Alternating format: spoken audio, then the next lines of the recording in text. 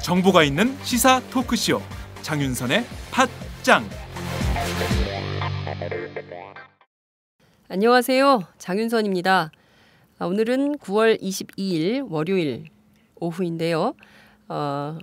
지금 점심 드시러 나가신다고요? 네, 저희가 앞으로 매일 점심시간에 여러분들을 찾아뵙도록 하겠습니다.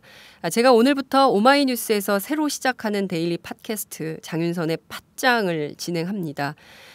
매주 평일 정오 팟짱은 점심시간에 비타민이 되도록 하겠습니다. 아주 그냥 잘근잘근 꼭꼭 맛있게 씹어서 드실 수 있도록 재밌는 또 의미 있는 정보와 뉴스를 마련하겠습니다. 대낮이니까 또 빨리빨리 듣고 또 일을 해야 되지 않습니까? 가급적 짧고 굵게 현안을 짚어드리고 뉴스의 중심에 있는 화제의 인물을 만나도록 하겠습니다. 한 누리꾼의 지적대로 제가 늘 방송 변방에만 있었는데요. 얼마나 잘 해낼 수 있을지 사실 저도 잘 모르겠습니다. 다만 매 순간 최선을 다하겠다는 약속을 드립니다. 자, 그럼 팟짱 시작합니다.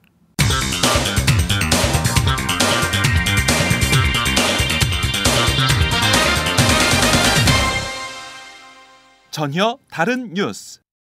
네, 첫 번째 코너는 전혀 다른 뉴스 코너인데요. 전혀 다른 뉴스가 뭘까 굉장히 궁금해 하실 것 같습니다. 이 코너는 현직 기자들이 꾸미는 코너로 마련이 될 것 같은데요. 기성 언론들이 대충대충 훑고 지나간 뉴스들, 또 뉴스 이면의 뉴스들, 그리고 뒷이야기, 뒷담화라고 하죠. 뒷이야기까지 싹싹 훑어드리는 코너를 마련해 봤습니다. 기존에 나오지 않은 뉴스를 듣는다는 재미가 여러분들께 있을 것 같은데요. 저희가 한번 성심성의껏 만들어 보도록 하겠습니다. 오늘 첫 번째 전혀 다른 뉴스를 꾸며주실 분은 오마이뉴스 정치부의 에이스, 굉장히 동글동글하게 귀엽게 생긴 기자인데요. 최지용 기자와 만나보도록 하겠습니다. 최 기자는 현재 국회를 출입하고 있는데요. 오늘 얼마나 전혀 다른 뉴스를 가지고 나왔는지 한번 만나보도록 하겠습니다. 최지용 기자 나와 계신가요? 네. 오마이뉴스 최지용입니다. 네, 제가 오마이뉴스 에이스라고 소개했는데 소개가 어떻게 마음에 드세요? 한때 에이스였던 것 같은데 한때 에이스? 와서는 아직 헤매고 있습니다. 사회부 때 특종을 굉장히 많이 했던 기자인데, 그죠? 네. 이적 후 적응 못하고 있습니다. 네, 저는 최지용 기자 얼굴 보면 너무 동글동글해서 귀여워요. 영화 캐릭터 닮았어요. 누구 닮았게요? 선배 맨날 하시는 그거죠? 네.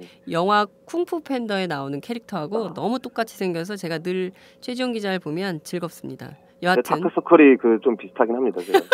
눈에 다크서클이. 네. 최 기자 지금 어디 계십니까?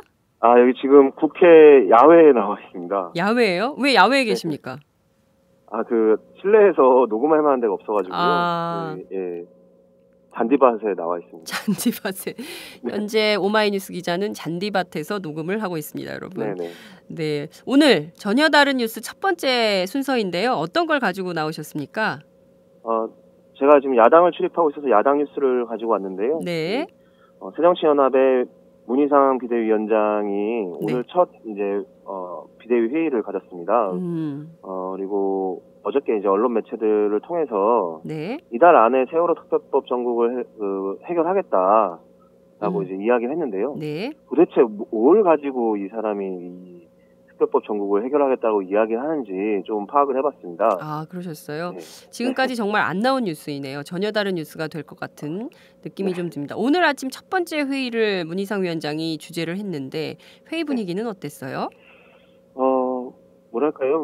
비대위원장을 처음 맡으신 게 아니라서 그런지 좀 노련함이 좀 보이는 분위기였고요. 다른 비대위원들도 어쨌든 당권주자 또는 대선주자급의 비대위로 구성되지 않았습니까? 그렇죠. 그러다 보니까 뭔가 노련함이 묻어나는 회의였다라고 좀 보여졌습니다. 네, 계파별 안배를 확실히 하셨더라고요. 그렇죠. 네. 네, 그래서 누가 보더라도 계파연합체다라는 게 분명하게 보이는 첫 번째 자리가 아니었을까 뭐 이런 생각이 좀 드는데요. 조금 더 한 걸음 더 들어가 보도록 하죠. 문희상 비대위원장이 이달 안에 세월호 특별법 협상을 마무리하겠다라고 밝혔는데요. 실제 그 문희상의 묘수다. 이것이 지난주부터 나에게 보관이 있다. 문희상의 묘수가 있다. 이런 얘기를 굉장히 많이 했습니다. 도대체 그 보관이라는 게 뭘까요? 여러 가지가 있을 것 같아요. 그러니까 많은 이야기들이 나오고 있습니다. 근데 제가 가장 유력하게 취재했던 내용들 중에 가장 유력하게 보고 있는 것은요. 제2 두 번째 합의안이 있지 않습니까? 네네. 거기에 보면은 이제 특검 추천위원회 여당목 2명의 여당목이 있는데 그것을 유가족과 야당의 사전 동의하에 결정하겠다. 그렇죠. 라는 게 2차 합의안이었습니다. 네. 유가족들은 이것에 대해서 유가족이 동의를 하든 안 하든 간에 그것은 여당에서 추천하는 인원을 놓고 동의 부동의를 하는 거기 때문에 어쨌든 여당이 2명을 추천하는 거는 다르지 않다.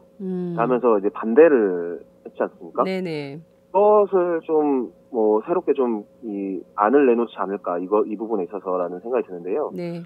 첫 번째가 이제 그 거꾸로 이제 세월호 유가족과 야당에서 여당 몫의 그 추천위원을 추천을 하고 그것을 여당이 동의하는 방식. 그러니까 이 두 번째 합의안의 기조가 유지되지만 이 둘의 입장이 바뀌는 거죠. 두 번째 합의안에서 여당이 추천을 하고 유가족이 동의하는 거였지만 거꾸로 유가족이 추천을 하고 여당이 동의하는 방식.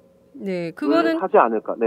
근데 그거는 이제 그 새누리당 이재호 의원의 안으로도 이미 나와 있었던 안 아닌가요? 네. 그 여러 가지 안들 중에 하나였는데, 사실 이 문희상 위원장이 새로운 카드 보관이라는 거는 완전히 새롭게 할 수 있는 건 없다. 기존에 나와 있던 여러 가지 안 중에 그냥 가장 합의 가능성이 높은 유가족과 여당과 야당 이 세 명의 입장이 가장 좀 적절하게 이 합의를 이룰 수 있는 안을 선택할 것이다라는 것에서 그 안이 가장 유력하지 않을까라는 예측이 지금 나오고 있습니다. 네, 그러니까 여당, 야당, 유족 이 3자가 동의할 수 있는, 협의할 수 있는, 합의할 수 있는 안을 도출하는 것이 문희상 위원장의 묘수다. 이렇게 볼 수도 있겠네요. 네, 그래서 유가족들에게 양해가 필요하다는 말을 가장 먼저 하지 않았는가라는 생각이 듭니다. 네. 근데 그 유가족들한테 양해를 구한다. 그 양해라는 게 무엇인가에 대한 관심도 굉장히 뜨거운 것 같은데요. 이를테면 지금 국면에서 바운더리가 바뀌는 거 아닙니까? 이를테면은 유가족이 먼저 추천하고 여당이 그것을 동의하는 방식, 사후 동의하는 방식이라면 일단 그 유족이 꺼낸 카드에 대해서 여당이 합의하는 거고 또 반대의 경우는 또 전혀 다른 반대의 경우가 되는 건데 이런 안에 대해서 유족들은 합의를 할까요? 유족들은 제가 생각하기에는 어떤 안이 나오느냐가 중요하다기보다는 그 2차 합의안 이후에도 계속적으로 유족들께서 이야기하셨던 부분인데 실제로 그걸로 하면은 진상조사가 가능하냐 이거를 우리를 설득해달라 너희를 그 정치인들을 믿을 수 있게 해달라라는 요구가 강하셨습니다. 그러니까 그것만 된다면은 2차 합의든 1차 합의든 받을 수 있다. 그게 안 되기 때문에 어렵다라는 거거든요. 그러니까 사실 2차 합의안에도 유가족들에게 어떤 진정성 있는 모습을 이 정치권에서 보였다고 한다면은 잘 해결될 수 있었던 가능성이 있었죠. 이번도 마찬가지입니다. 이번도 물론 2차 합의안보다 조금 더 나은 안이라고 하지만 이거를 가지고 이걸 그냥 단순히 던진다고 해서 유가족들이 받을 가능성은 별로 없습니다. 제가 봤을 때는. 이런 새로운 안을 던진과 동시에 어떻게 하면은 이렇게 해서 우리가 진상조사를 꼭 하겠다라는 정치권이 분명한 그 의지를 가족들한테 보여주는 게 더 중요하다라는 생각이 듭니다. 네, 그러니까 정치적 해법보다는 구체적으로 진상 규명이 가능한 안 그리고 이것이 어떻게 이루어질 것인가라는 것에 대한 절차적 해석 뭐 이런 것들이 훨씬 더 납득할 수 있는 해석 그리고 진정성 있는 태도 이런 것들이 유가족들이 더 원하는 사안이다라고 그 첫 번째, 두 번째 협상이 결렬될 때도 굉장히 중요했던 게 애티튜드, 태도였는데 네, 역시 네. 이번에도 태도가 굉장히 중요할 것 같다 이런 말씀을 해주셨군요. 근데 예컨대 지금 그 박근혜 대통령이 해외 순방 중이신데요. 정부 여당의 뜻도 굉장히 중요한 것 같습니다. 왜냐하면 그 3자에서 아주 중요한 축을 이루고 있기 때문인데요. 김무성 대표가 오늘 최고위원회에 나왔나요? 오늘 불참했습니다. 오늘 몸살 기운이 있다고 해가지고 오늘 회의에 나오지 않았는데요. 네. 원래 오늘 이제 문희상 비대위원장과 김무성 대표가 회동을 할 것이다라는 그렇죠. 예측이 있었습니다. 근데 네네. 어제 공항까지 나가가지고 이제 박근혜 대통령 배웅을 한 환담도 나누시고, 예. 왜 갑자기 아프시게 됐을까요? 그러게요. 그런데 어저께 또 이제 오늘 회담을 하느냐에 대한 질문에 대해서 어제 박대출 새누리당 대변인께서 네. 남북 정상회담을 해야 되냐 말아야 되냐라는 식으로 기자들에게 되물었다고 합니다. 네. 그러니까 하긴 해야 되는데 네. 지금은 못한다라는 말을 이게 애둘러서 한 것 같습니다. 오늘 회담 가능성은 상당히 낮아 보이고요. 네. 다만 이제 문희상 위원장이 이제 오늘 어떤 행보를 할 것이냐 네. 이게 좀 관심사인데요.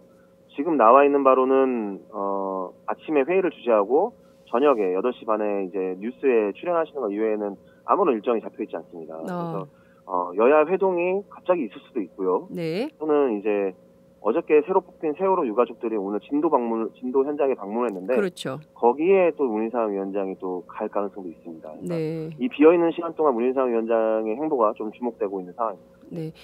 그 문희상 위원장의 비어있는 7, 8시간이 어떻게 네네. 쓰일지가 오늘의 아주 핫 뉴스가 되겠구만요. 예, 가족들을 만난다거나 김무성 대표를 만난다거나 한다면 새로운 뉴스가 나올 수도 있죠. 네, 알겠습니다. 최 기자, 오늘 첫 번째 전혀 다른 뉴스 진행을 해주셨는데요. 좀 어떠셨어요? 어안이 벙벙한 상황입니다. 굉장히 잘하셨습니다. 네, 최 기자 감사합니다. 오늘 수고 많았고요. 다음에도 전혀 다른 뉴스로 최 기자와 또 만나도록 하겠습니다. 알겠습니다. 또 준비하겠습니다. 고맙습니다. 네. 네, 지금까지 오마이뉴스 정치부의 최지용 기자였습니다. 근데 오늘 첫 방송이어서 저도 이 전혀 다른 뉴스에 일조를 하기 위해서 저도 밤샘 취재를 했습니다. 오늘 아침까지도 취재를 해봤는데요. 새정치민주연합 안에 이른바 이석현 안이라는 게 있더라고요. 현재 국회 부의장이신 이석현 의원이 얼마 전에 그 젊은 기자들 모임에서 이런 얘기를 좀 했다고 하는데요.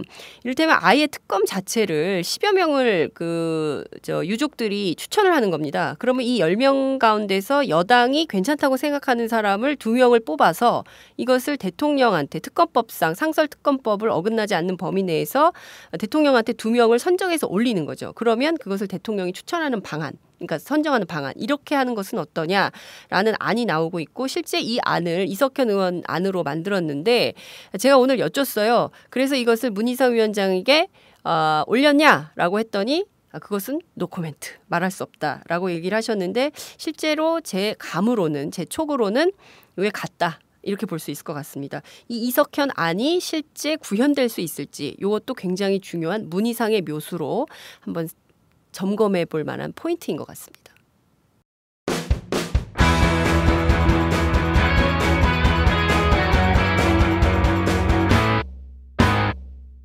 색깔 있는 인터뷰. 네, 이번 순서는 색깔 있는 인터뷰 코너입니다. 색깔 있는 인터뷰는 우리 사회의 다양한 이슈와 의제들 속에 늘 사람이 있습니다. 뉴스의 화제가 되는 인물이라고 할 수 있는데요.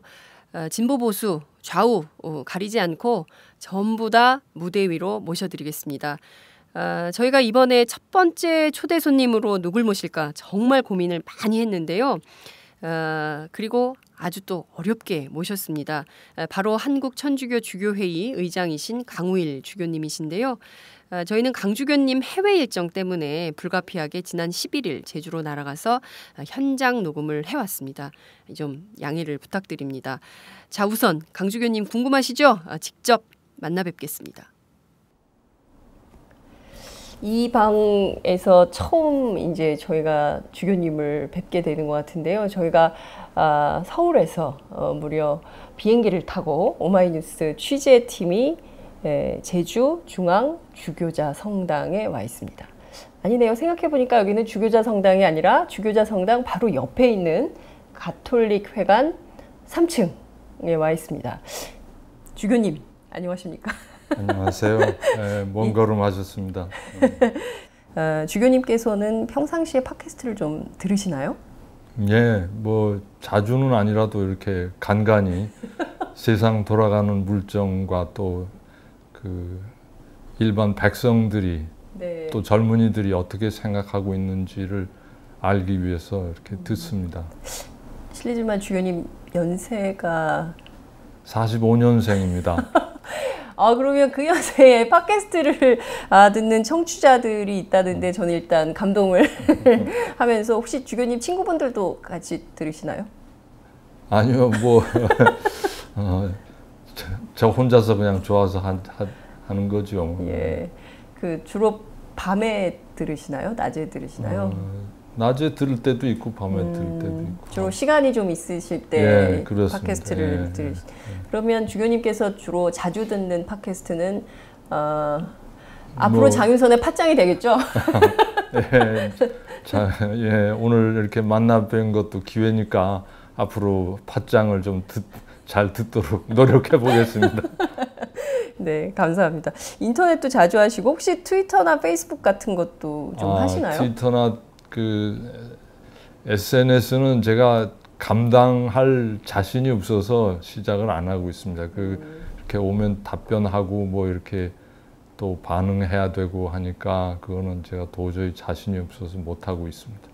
그래도 제 생각에 주교님께서 트위터 계정을 열면 순간에 한 100만 모일 것 같아요. 그럴 리는 없고요. 네. 제가 보기에는 굉장히 많은 이번에 특히 프란치스코 교종이 다녀가시면서 한국 카톨릭에 대해서 사람들이 굉장한 존경심과 또 기존의 신자들은 자부심을 갖는 것 같더라고요. 그래서 뭔가 새로운 우리에게 이런 게 있구나, 자기를 성찰하고 반성하는 계기로 삼는 사람들도 굉장히 많이 있더라고요. 제가 주교님 이렇게 보니까 사람들이 이제 과거에는 카톨릭 하면 사실 프란치스코 교종님 오시기 전까지는 카톨릭 하면 제일 상징적인 인물로 사람들이 김수환 추기경님을 많이 꼽았던 것 같아요. 존경하는 분 1위로도 꼽고 그랬던 것 같은데 근데 사실 김추기경님 이후에는 별로 사람들이 잘 주목할 만한 사람이 없다 이렇게 생각을 하다가 강주교님을 알게 되면서부터 사람들이 굉장히 많은 관심과 사랑을 갖게 되는 것 같던데요. 책도 굉장히 많이 팔렸다고 들었습니다. 이건 모르겠습니다. 기억하라 연대하라 네. 그 책이 선풍적인 인기를 끌고 있다는 소식을 들었는데 아닌가요? 아이고 글쎄요, 잘 모르겠습니다. 전혀 자랑은 원래 이 팟캐스트계에서는 새칭 깔때기라고 하는데요. 자기 자랑을 많이 하는 게 그런데 주교님께서는 책을 제가 내려고 해서 낸 게 아니고 이렇게 여기저기서 한 얘기들을 내용이 괜찮다고 해서 이렇게 출판사에서 묶어주신 거죠. 뭐 그래서 몇 부가 나간지 전 전혀 알지도 못합니다. 정말요? 예. 네. 아니 그러면 인쇄나 이런 것도 그러면 혹시 딴 분들이 인쇄도 뭐 제가 전혀 안 받기로 처음부터 좀 작심을 하고 했습니다. 이야, 그렇군요. 저희는 이게 이 책을 또 많이 팔리면 이 책이 팔리면 이것이 또 주교님께 도움이 되는 줄 알았더니 사회에 또 쓰이는구만요. 네. 알겠습니다. 일단 인터뷰가 서론이 굉장히 길어지긴 했는데 아직까지도 저희들 가슴에 이렇게 두근두근 남아 계시는 분이 계셔가지고 그분 얘기를 시작을 안 할 수가 없을 것 같아요. 바로 프란치스코 교종님 얘기인데요. 한국 사회에 정말 큰 울림을 주고 떠나신 것 같아요. 특히 이제 폭력과 편견을 거부하는 세상을 만들어라. 또 올바른 정신적 가치와 문화를 짓누르는 물질주의 유혹에 맞서서 싸워라. 또 새로운 형태의 가난을 만들어내고 노동자들을 소외시키는 비인간적인 경제 모델을 거부하라. 저희들 입장에서는 굉장히 이런 말씀을 주신 분이 거의 없으셨잖아요. 강주교님 빼고는. 그래서 저희는 이게 굉장히 큰 메시지였다고 생각을 하는데 과연 교종님께서 떠난 뒤로 우리 사회는 이분의 가르침을 얼마나 실천하고 있나 다시 한번 되돌아보게 되는데 주교님께서 보시기에는 좀 어떤 것 같습니까? 네, 뭐 아직 아마 그 메시지의 내용과 그 무게와 또 그것이 이렇게 가져올 어떤 비중 이런 것들을 아마 실제로 많은 분들이 실감을 하지 못하고 계시리라고 아직 봅니다. 그런데 왜냐하면 그걸 정말 그 말씀을 제대로 받아들여서 우리 삶에 연결을 시키려고 하면 기존에 우리가 살아오던 어떤 삶의 패턴과 또 어떤 행동과 이게 뭔가 이렇게 맞아떨어지지 않는 부분들이 상당히 있기 때문에 어떤 갈등이나 또는 어려움을 겪을 수도 있고 그래서 정말 상당한 어떤 시간과 또는 의지와 이런 게 동원이 돼야 이게 실천이 가능하지 않을까. 절대로 쉬운 말씀 해주신 건 아니라고 생각이 되고요. 그래서 사실 전 마음속으로 참 부담이 됩니다. 제가 보니까 굉장히 유머 감각도 탁월하신 것 같더라고요. 네, 그래서 네. 보면 뭐 굉장히 재밌는 장면들도 많이 연출이 되고 뭐 그랬던 것 같은데 주교님께서는 개인적으로 이번 교종 방안에서 가장 기억에 남는 인상적인 장면, 이렇게 가슴을 치는 장면 이런 건 어떤 것이었나요? 뭐 그거는 첫날 도착하시자 이제 청와대 잠시 들렀다가 저희 주교회의 건물에 이제 한국 주교들과의 만남을 갖기 위해서 오셨을 때, 이제 그때 이제 우리 한 사람 한 사람 주교들이 이렇게 뵙고 인사드리고 그랬는데 이제 맨 나중에 그 인사 다 끝나고 나서 이제 기념으로 이렇게 이 정도 크기의 딱딱한 마본지 같은 데다가 이렇게 사인을 해주시라고 기념 한쪽에는 뭐 다른 문구를 이렇게 써놓고 교정 프란치스코 뭐 이렇게 써놓고 이 다른 한 면은 완전히 백지였거든요. 그러니까 큰 종이였다는 얘기죠. 큰 종이. 거기다가 좀 가운데 이렇게 좀 멋있게 크게 쓰실 줄을 나는 기대를 했는데 뭐 한쪽 귀퉁이에다가 그냥 돋보기를 쓰고서 봐야 똑똑히 보일 수 있는 작은 글씨로 그냥 프란치스코라고 이렇게 쓰셨기 때문에 난 처음에 이 양반 장난하시나 생각을 했는데 아주 그냥 작게 쓰셨어요. 그래서 그러면서 이렇게 저를 쓰시고 나서 저를 싹 보시는데 그 표정이 요 봤지? 하는 그런 표정이시더라고요. 그래서 아하 이분이 이렇게 이거를 이렇게 우리한테 일부러 깨달으라고 하시는구나 하는 걸 그때 느꼈습니다. 그리고 이렇게 다른 주교님들께도 보여드렸더니 다들 와 하고 웃더라고요. 그래서 그 후에 다른 데 가셔도 이렇게 서명해 주시라고 하면 아주 깨알 같은 글씨를 이렇게 쓰시는 게 그것이 아마 그러니까 당신 자신이 프란치스코 성인이란 분이 아주 작아지는 거를 가장 자기가 행복할 때가 언젠가 하면은 사람들이 자기를 가장 작은 아주 보잘것없는 인간 취급을 할 때 자기는 하느님 앞에서 가장 행복하다 하고 이렇게 가르쳤던 분이거든요. 그러니까 그 작은 사람 취급을 당할 수 있도록 자기 자신에게 끊임없이 이렇게 자신을 이렇게 희화화하는 그런 작업을 하시는구나. 저는 그렇게 느꼈죠. 그래서 참 정말 존경할 분이다 하는 생각을 했습니다. 네. 그 마지막 브리핑 때 그런 얘기를 해주셨어요. 교종의 가장 큰 특징이 뭐냐, 갑자기 뭔가 저지른다는 거였다. 예측 불허의 상황을 계속 만드셨다. 네. 이런 말씀을 주셨는데요. 그 가장 이건 진짜 생각하지 못했다라는 것은, 아니 세월호 가족 앞에 이렇게 차에서 내리셨을 때 네. 나는 내리시리라고 생각 못 했거든요. 아, 정말요? 네, 그거는 정말 각본 바깥이었어요. 김용호 씨하고 만나던 그 장면. 여러 가지 하여튼 뭐가 많았었고, 그렇지만 하여튼 우리가 세월호 유가족들에 대해서는 미리 이제 로마에도 뭐 많이 말씀도 드리고 여러 가지 연락도 주고받고 이렇게 하긴 했는데, 네.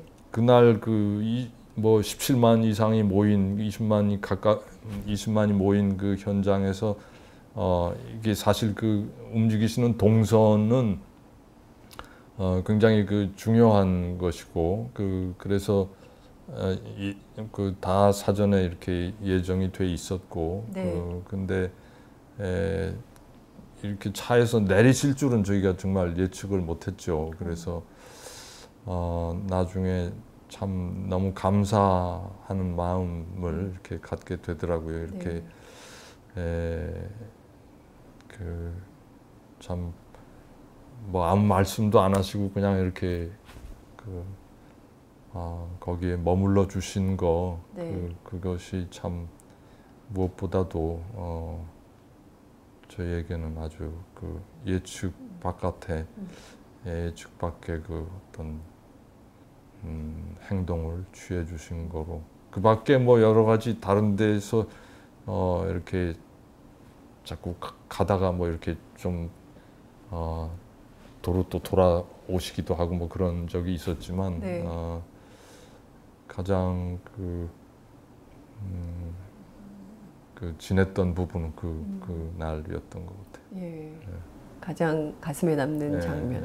근데 저희도 놀랐어요. 그날 보니까 화면을 영상을 보니까 문정인 신부님께서 지팡이를 이렇게 드시면서 파파 막 그러고 계셨는데 어느 누군가가 문 신부님을 확 끌어내리니까 신부님 와 이렇게 보시고 내려가시고, 이제 김용호 씨가 신부님 막 이제 이러고 있고 파파 하는데 그분을 딱 알아보고 내리시더라고요. 그래서 어떻게 김용호 씨를 아실까? 저는 깜짝 놀랐거든요. 특히 그분이 되게 연로하시고, 그리고 잘 모르실 텐데, 외국 사람들이 보면 한국 사람 다 비슷비슷하게 보일 텐데, 어떻게 그거를 구분해내셨을까? 그 구분을 교종께서 직접 하시진 않았다고 생각이 되고요. 네. 통역으로 이렇게 수행한 정재천 신부님이 이렇게 저분이 맞다고 이렇게 지적을 해주신 걸로 알고 있습니다. 네, 그럼 정신부님께서 통역을 하시면서 저기 세월호 유족들이 있고 그 가운데 저렇게 바싹 마르신 분이 바로 고 김유민 양의 아버지 김용호 씨다라고 말씀을 드리니까 그래 그러면 그러고 이제 차를 세우고 내려서 그분의 손을 잡아주신 그런 거군요. 여러분께서는 파파 프란치스코 교종께서 그날 김용호 씨의 손을 잡게 된 비하인드 스토리를 처음 말씀해 주시는 거죠, 주교님? 단독 공개입니다, 여러분. 네. 저도 그때 굉장히 감동적이었어요. 그런 다음에 이제 김용호 씨가 뒤를 돌아서 이제 교종과 한참, 그리고 이제 이렇게 손을 잡고 이제 내려와서 문정인 신부님께 신부님 하면서 달려가서 탁 끌어안으면서 됐어. 교종께서 그렇게 해주셨으면 됐어. 이렇게 했을 때 아마 제가 보기엔 그 영상을 본 모든 국민들의 눈시울이 붉어졌을 것 같아요. 사실 저도 좀 그랬거든요. 그래서 저도 정말 그 장면을 잊을 수 없었는데, 역시. 그런데 지금 보면 김용호 씨가 22일 날이죠. 단식을 40일째 하다가 이제 그날 병원으로 오전에 실려가서 병원에서도 이제 닷새간 단식을 계속 했는데요. 공교롭게도 지금 제가 그날 광화문에 있었어요. 네. 광화문에 이렇게 그 왔다 갔다 하고 있는데 그 시간이 아마 6시 정도 됐을 것 같습니다. 근데 누군가가 마이크를 잡고 얘기를 하더라고요. 잠시 뒤 이 광화문 광장에 염수정 추기경께서 오신다. 그 여러분께서는 그분께 야유하지 마시고 세월호 가족들을 만나러 오시는 것인 만큼 야유하지 마시고 그냥 지켜봐 주십시오 라고 멘트를 하더라고요. 저는 근데 한편으로 들으면서도 좀 마음이 아프더라고요. 프란치스코 교종에 대해서는 정말 전 국민들이 아주 그 종교와 종파를 떠나서 모든 전 국민이 정말 그분의 위로를, 그분의 따뜻한 위로를 정말 말도 안 통하고 언어도 정말 다른데 그분의 따뜻한 위로를 정말 이렇게 가슴으로 받았는데 정작 우리의 추기경의 방문에 대해서는 야유하지 마시고 기다리시라 라고 하는 데에서 한편으로 굉장히 씁쓸했는데 그 광화문 광장의 사제들과 수도자들 그리고 그 수녀님들께서 이제 그 단식 농성을 하고 계셨어요. 제가 가가지고 신부님 저기 잠시 뒤에 염수정 추기경께서 오신다는데 그 맨 앞에 가셔서 좀 맞이를 하셔야 되는 거 아닙니까? 그랬더니 한 신부님께서 저한테 우리 교구 아니야? 그렇게 얘기를 하시더라고요. 그래서 뭐랄까 우리의 추기경님에 대한 그 존경심이 이렇게 된 이 현실은 또 우리는 어떻게 이해하고 받아들여야 될까? 주교님께서는 어떻게 생각을 하십니까? 글쎄요. 저는 옛날 우리 김수환 추기경님에 대한 기억이 너무 이렇게 크게 남아서 우리 주교들에 대한 어떤 그 기대가 너무 이렇게 크다 보니까 좀 뭐 실망도 우리가 드릴 수 있고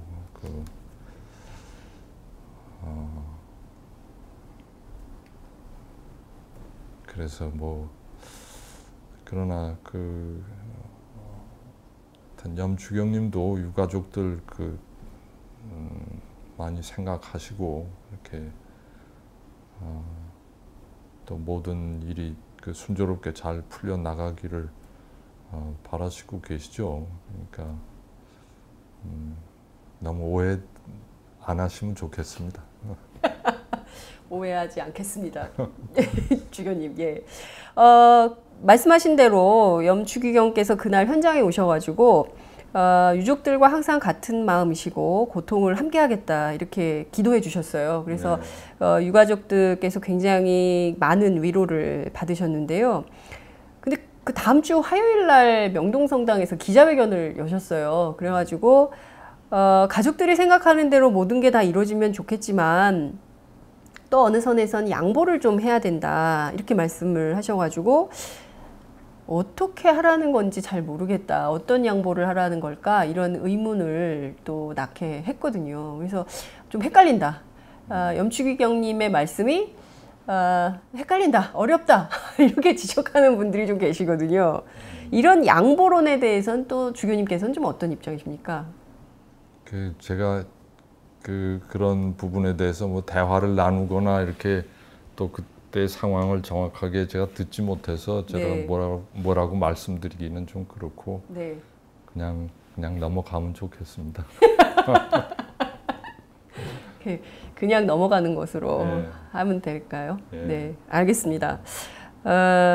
저는 얼마 전에 추석 날 혹시 그 주교님 보셨는지 모르겠는데 그 세월호 특별법 가지고 이제 단식 농성을 하는 장소에 일간 베스트 우익 사이트 회원들이 피자 100판 그리고 뭐 햄버거 뭐 이런 거를 먹으면서 일종의 이제 조롱과 이제 그 야유를 하는 퍼포먼스를 진행을 했는데요.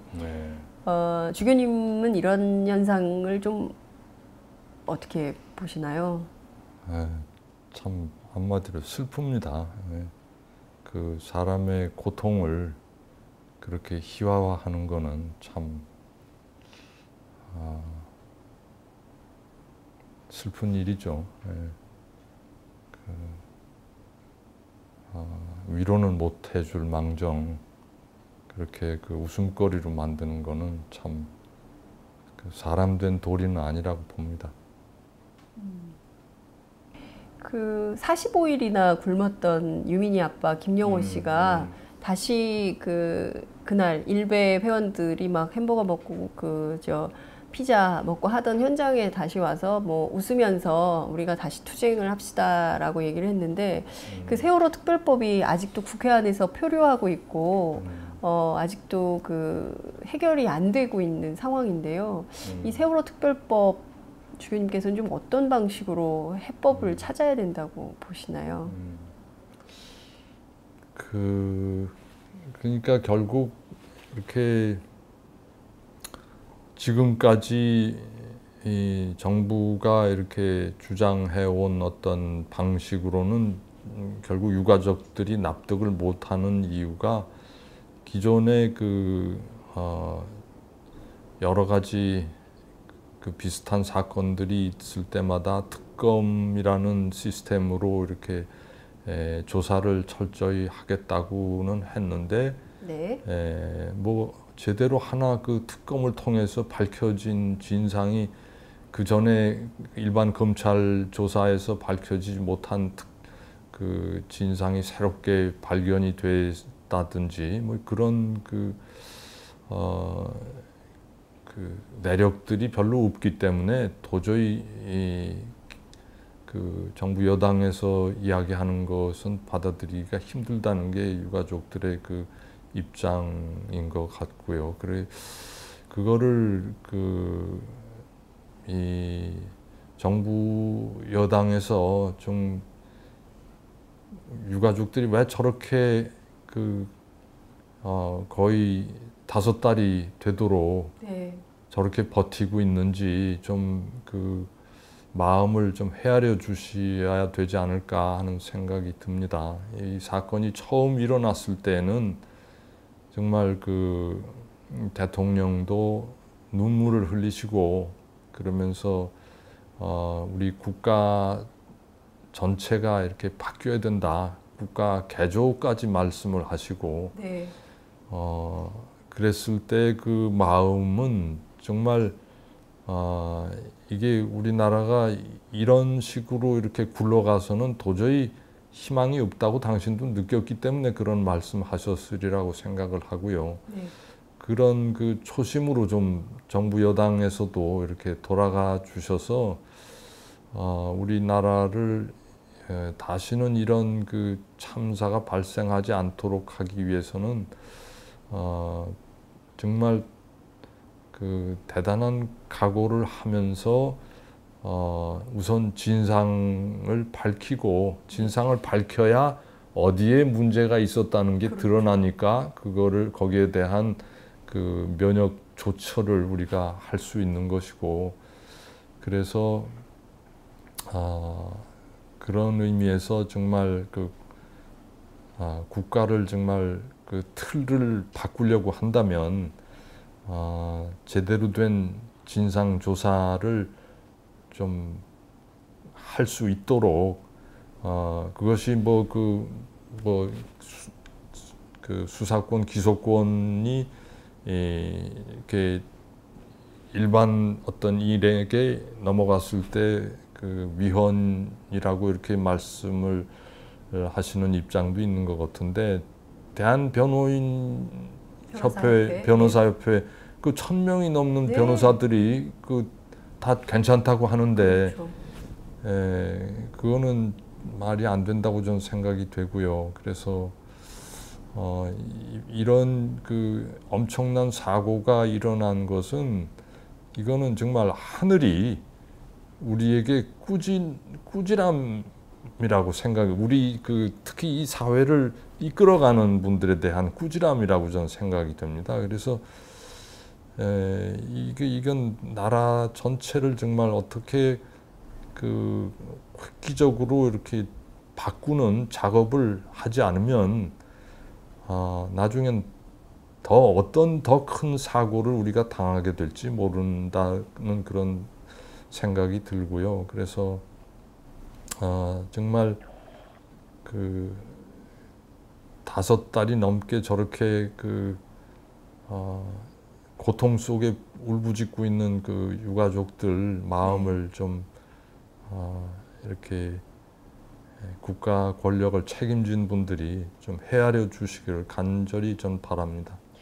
박근혜 대통령께서는 세월호 유가족들이 오면 언제든지 만나겠다는 약속을 지난 5월에 하셨는데 청원 효자동 동사무소 앞에 그냥 비닐 천막 같은 거 하나 놓고 벌써 근 20일째 그 농성을 하고 계신데 박 대통령은 이제 언급조차 안 하고 계시거든요. 그분들에 대해서. 그리고 만나주시지도 않으시고 또 그 유민이 아빠가 밥을 굶어가면서 40일 넘게 예수님도 아니고 밥을 굶어가면서 그렇게 면담 요청을 하러 갔지만 경찰들이 막아가지고 못 근접조차 못했지 않습니까?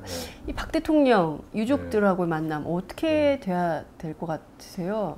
글쎄요, 참 만나주시면 좋을 것 같습니다. 만나주시면 서로가 이렇게 뭐 말이 안 통하는 사람들이 아니고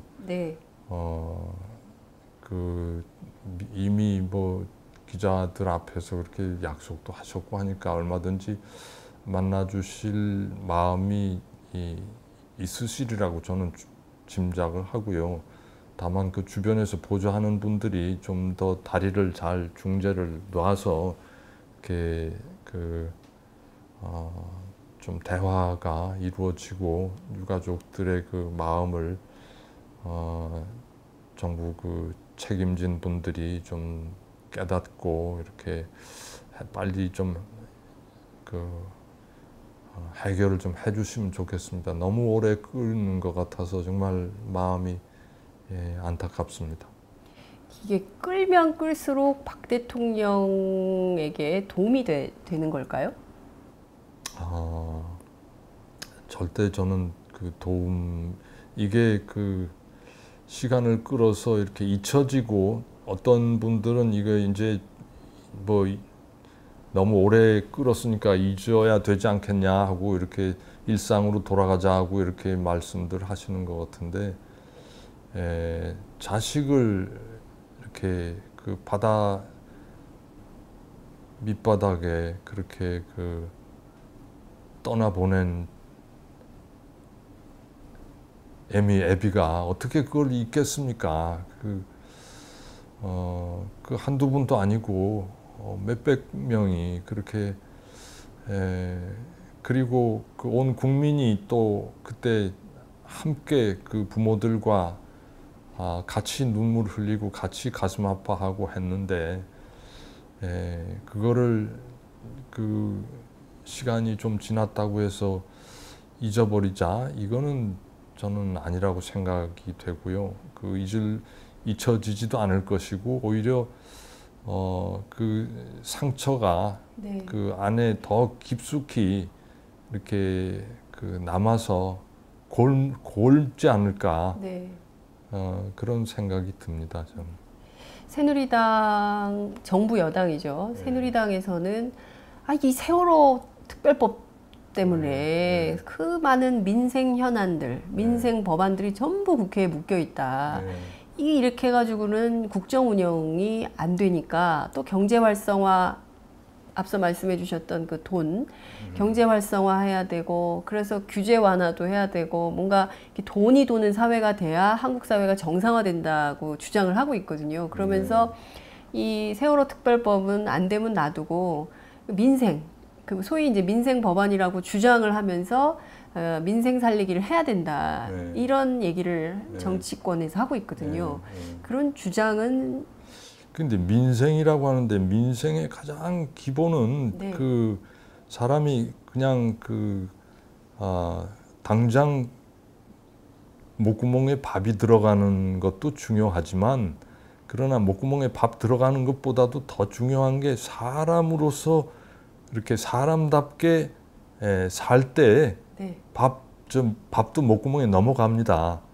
이게 사람으로서 사람답게 자식을 그렇게 떠나보내고 이렇게 자식과 제대로 이별도 못하고 이런 상황에서 그보다 더 중요한 민생이 어디 있겠습니까? 그런 정말 제일 고통받는 민생부터 좀 해결을 해주시고 그 다음에 좀 덜 급한 민생은 그 다음으로 미뤄도 저는 괜찮다고 생각을 합니다. 네. 그래서 그 국정을 책임진 분들이 그 국정에 좀 철학을 좀 가져주시면 좋겠다 하는 생각이 듭니다. 인간에게 있어서 뭐가 제일 중요한 것인가? 그런 철학이 없을 때 이게 사회 가치가 뒤죽박죽이 됩니다. 네. 지금부터는 지금 저희가 국가에 대한 이야기를 좀 하고 있는 건데요. 주교님께서 제주에 오셔가지고 도저히 참을 수 없어가지고 시작하셨던 그 운동에 대해서 얘기를 좀 해야 될 것 같습니다. 그 책에서도 기억하라 연대하라에서도 이 국가폭력의 문제를 심각한 문제로 지적을 해주셨는데요. 이것은 1970년대, 80년대 군사독재 시절은 물론이고 지금도 또 여전히 계속 되풀이 반복되고 있는 것 같습니다. 특히 제주에서 그런 일이 있는 것 같은데요. 강정 해군기지 반대 운동을 꽤 오랫동안 해오셨던 것 같습니다. 지금은 좀 그게 국민들 가운데는 좀 약간 잊혀진 이슈가 돼버렸어요. 그래서 강정 해군기지망을 여태 싸우고 있나? 이렇게 아마 지금 듣고 계신 청취자들께서는 그렇게 생각하실 수 있을 것 같은데요. 최근은 좀 상황이 어떤가요? 예, 뭐 지금 8년째 그 공사를 하고 있죠. 네. 그 공사는 뭐 정부에서 이렇게 발표하기로는 거의 70%가 이렇게 진척이 된 상황이라고 하는데, 뭐 그렇게 해서 시간이 흘러가면 완공이 되겠죠. 뭐 그거를 저희가 물리적으로 막을 수 있는 힘도 없고 능력도 없고 또 그럴 뜻도 없습니다. 우리가 물리력을 동원해서 막을 수는 없는 것이고, 그러나 그것이 결코 제주도를 위해서도 그렇고 대한민국 전체를 위해서도 그렇고 동아시아 전체를 위해서도 결코 바람직한 선택이 아니라는 것은 끊임없이 저희가 계속 캠페인을 벌여나갈 생각입니다. 우리가 추구해야 되는 것은 평화이지 전쟁은 아닙니다. 사람들이 평화를 위해서는 무력이 있어야 된다고 하지만 무력이 많이 축적된 곳은 반드시 전쟁이 일어납니다.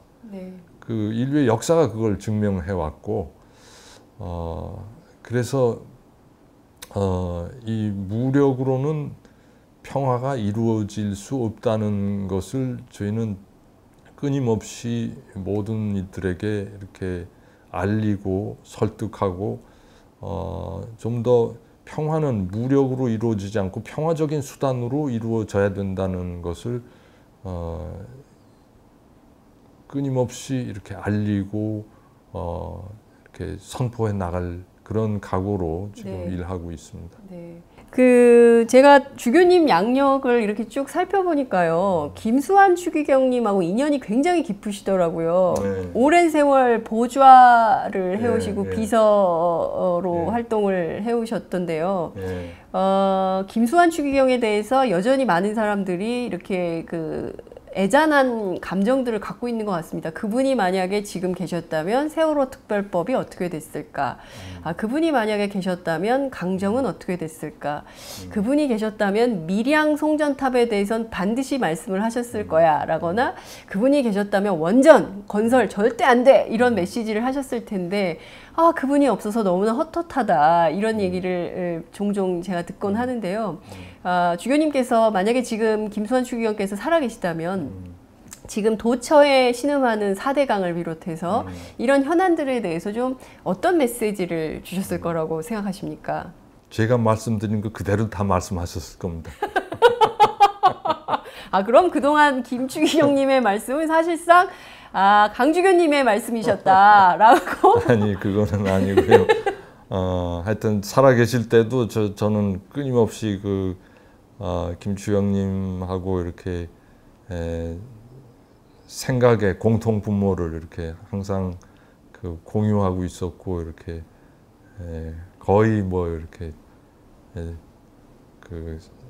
서로 생각이 틀려서 싸우거나 그런 적 없습니다. 아, 정말요? 만약에 그분이 살아계셨다면 이 현안들에 대해서 그렇다면 저희가 이렇게 해석을 하면 되겠군요. 지금 강주교님은 김수환 추기경님이다. 그거는 곤란하고요. 하여튼 김추경님이 살아계시면서 입에 가장 많이 올린 단어가 저는 인간이라고 생각합니다. 인간. 네. 그러니까 인간이 물론 복수일 수도 있지만 개인 한 사람도 인간이거든요.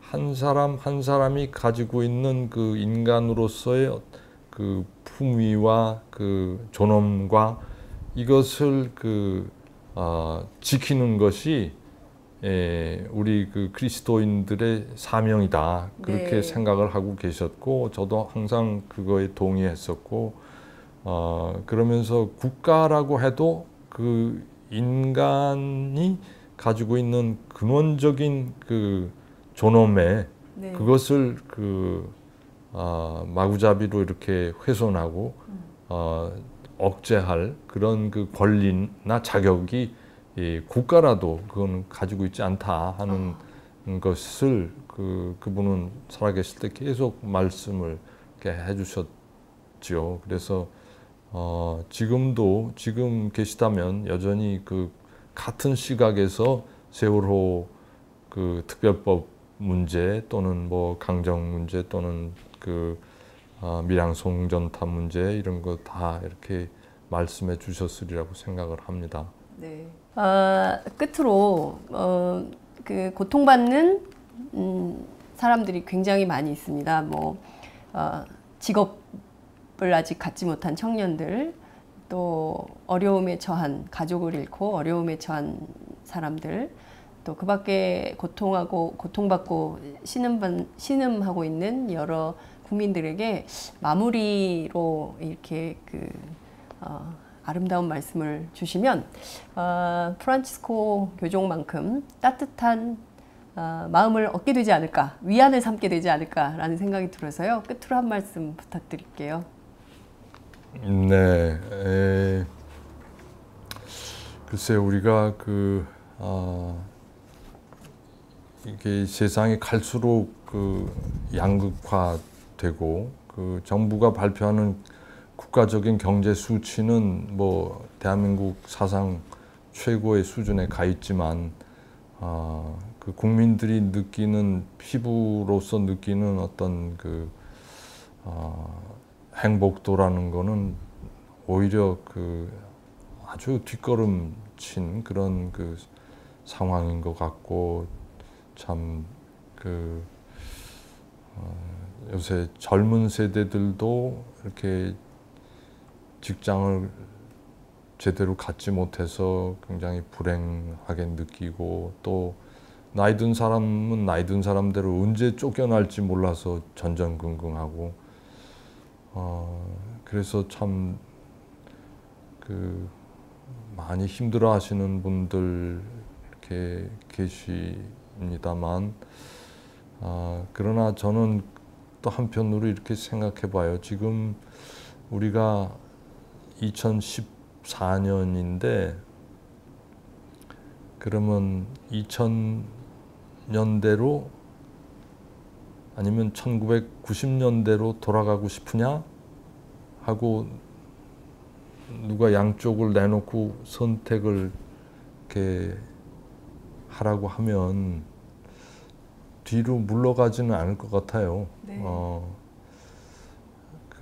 그래서 힘든 분들 많이 계시지만 우리 사회가 그래도 아주 거북이 걸음이긴 하지만 조금씩은 앞으로 나가고 있다고 생각이 되고, 그래서 부디 그 희망을 잃지 마시고 우리가 그 힘 없는 사람들이 연대를 하면 그 혼자서 못하는 거를 이렇게 여러 사람이 힘을 모으면 엄청난 그 힘을 발휘할 수 있고, 그래서 아픈 사람은 아픈 사람들끼리 이렇게 자꾸 그 서로 유대를 갖고 아픔을 나누고 이렇게 희망을 이렇게 쌓아 가면은 훨씬 더 빨리 거북이 걸음을 더 빨리 재촉할 수 있지 않을까 하는 생각이 들고요. 그래서 우리 서로가 그 기운을 냅시다 하고 말씀드리고 싶네요. 여러분 어떻게 재밌게 들으셨어요?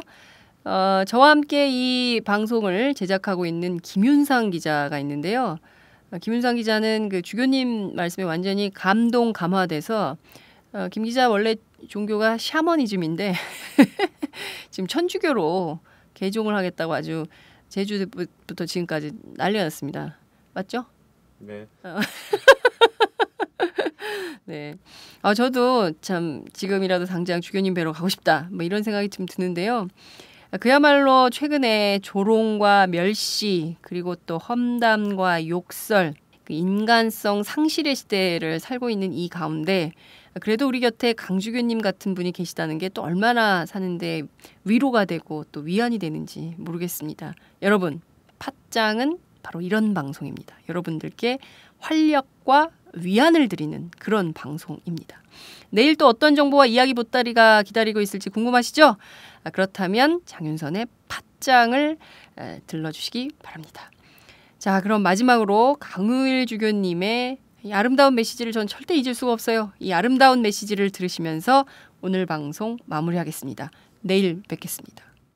네, 장윤선의 팟짱 앞으로 힘내십시오. 감사합니다.